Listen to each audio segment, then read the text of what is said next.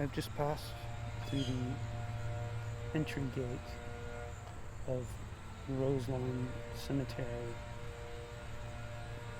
the west side of this cemetery, shaped like a phallus, the gland side of the cemetery. Now I'm walking on the path that runs down through into the shaft of the cemetery, sort of the ureter, the urethra, I guess. I'm going to take this path. I'm going to take it all the way down.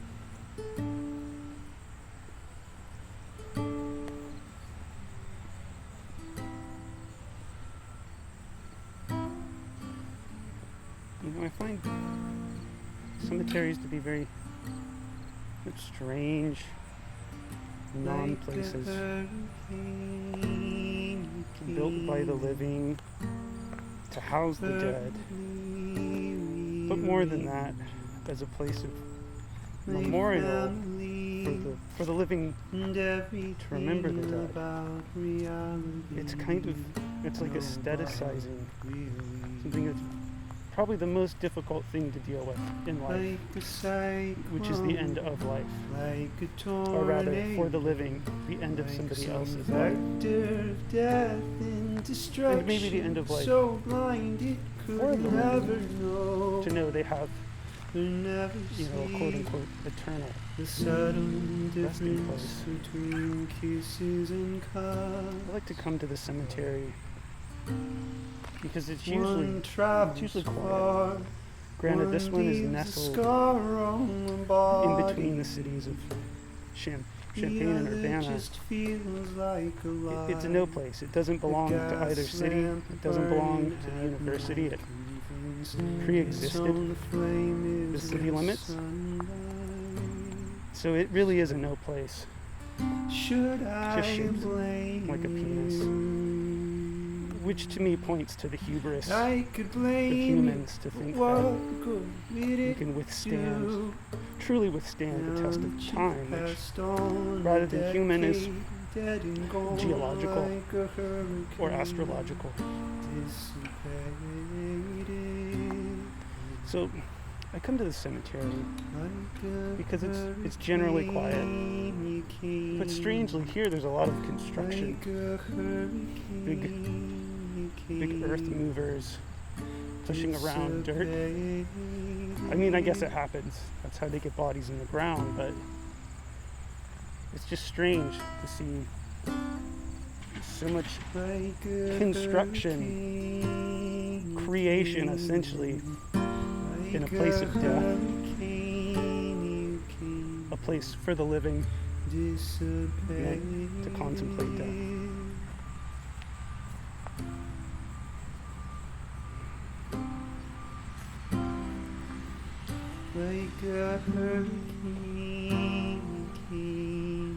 So I come here to think about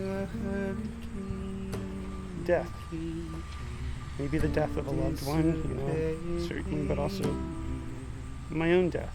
Because it's very difficult, personally, maybe for all humans, to conceptualize not existing, since our entire experience is contingent upon existing.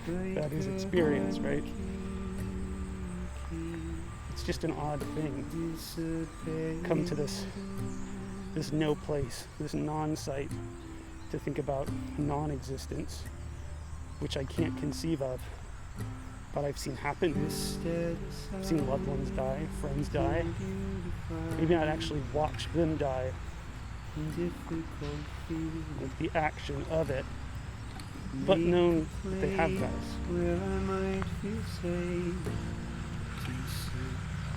So I come to this place to think about death, but in that frame to think about life,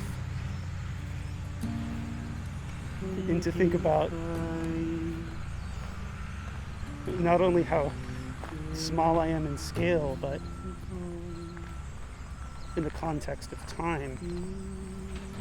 I come here to think about a human duration of time. And it's really interesting, especially in, a bit of an older cemetery like this one that pre-existed all the action occurring around it. To think about the human duration and how a cemetery is here to outlast that, to stand as a place of memorial that persists beyond the grave while also being the grave. But I look at some of these older headstones from the 1880s, the 1870s. A lot of them are made out of marble, which is subject to geological processes. So rain, snow, heat, the cold, everything affects, it degrades, it chips away at this memorial of humanity. Well,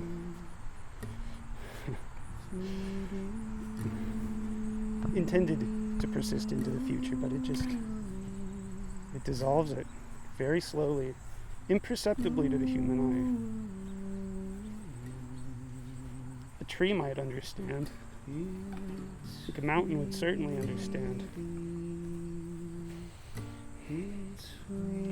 So I guess I come here to think about the ephemerality of being,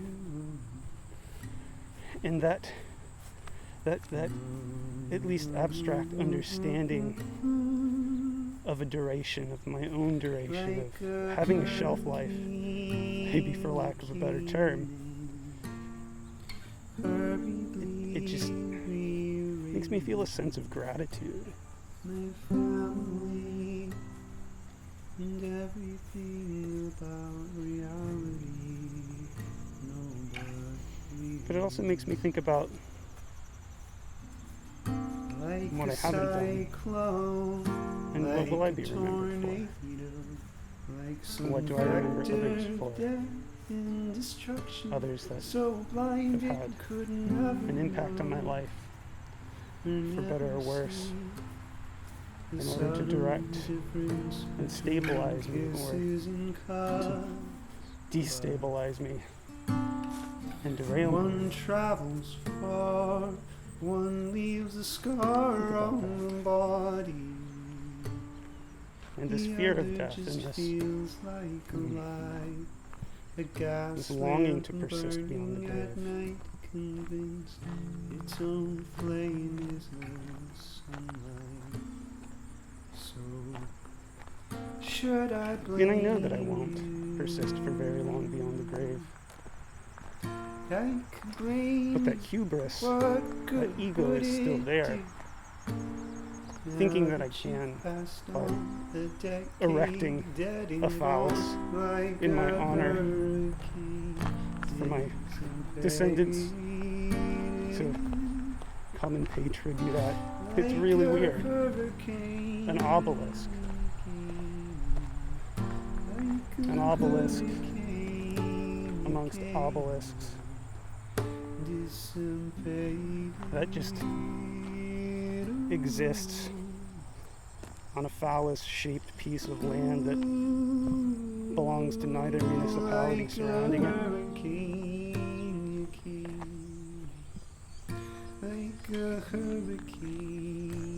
It's sort of a little bit like a fuck you from the past. I don't know. It's funny, and it's a graveyard. It's terrible, but it's unavoidable. It'd be like comedy and drama in that way.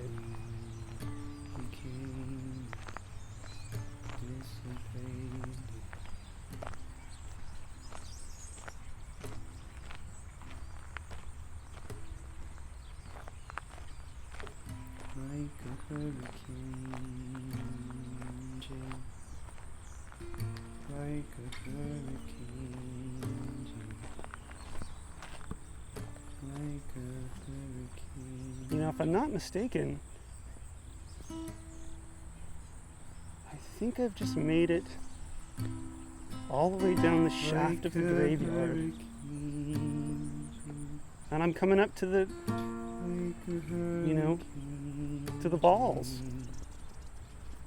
the roundabouts, the big circular pieces of land. Why shape it like a dick?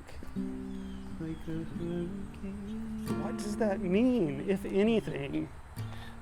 If it's intentional or unintentional? What is that?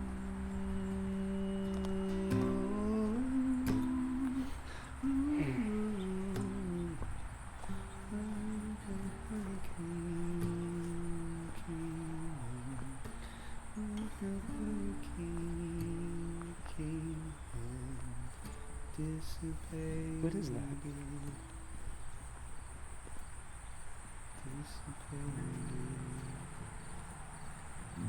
I've been attempting to access memories that contain emotions that I've repressed through a bit of a, well, I could call it a traumatic childhood. So now that I have some space, some safety to do so, I'm trying to access those memories. So I feel like it makes sense to come to a graveyard. Think about memory. What persists? What changes? How my memories change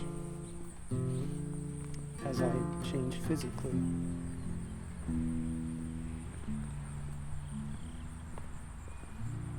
And in accessing some of these feelings, you know, there's a lot of difficult stuff that comes up.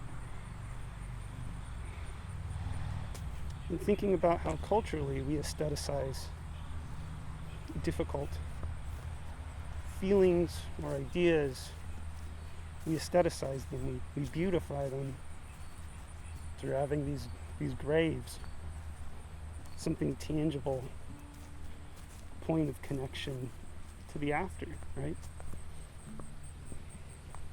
How do I aestheticize my feelings? Myself?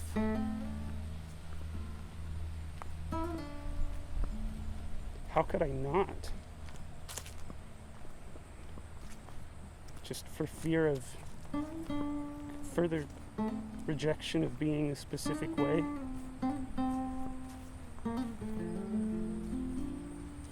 But I guess inevitably, the feelings like the person dies, changes, moves on, transforms, maybe persists.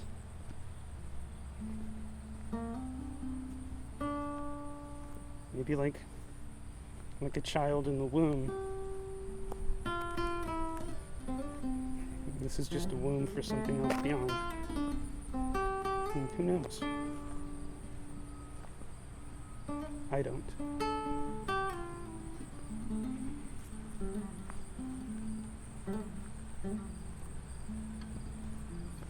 So how do I make a cemetery for my difficult feelings?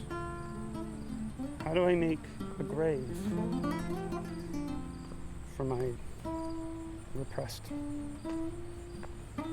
hurting inner child that's just been screaming my entire life, and I never really noticed until I started listening.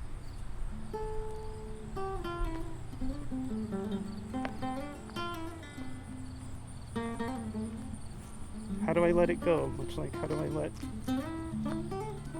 other people in my life that have died, how do I let them go?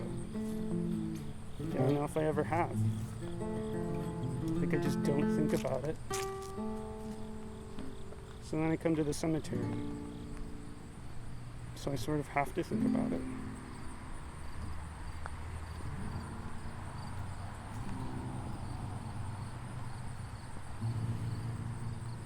It's sort of like some music is easy listening. I feel like a cemetery is easy walking. It makes us feel safe to feel, knowing that feelings will pass, much as our physical bodies will pass.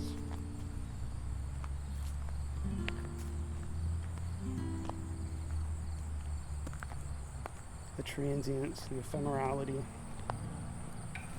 the flux.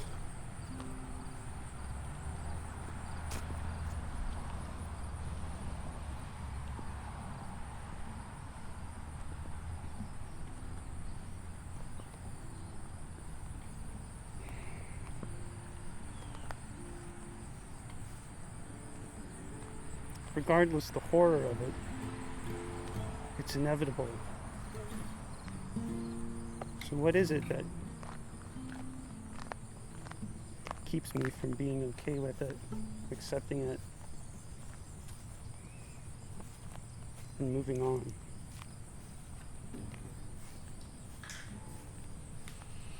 Maybe that's what it means to be haunted. Traces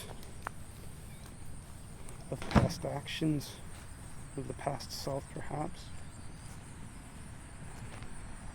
They remain, the reminders, the triggers, especially if you don't look at them, maybe if you sit with them and get to know them and kind of understand how they functioned at one point and no longer function. Maybe that's the way to go.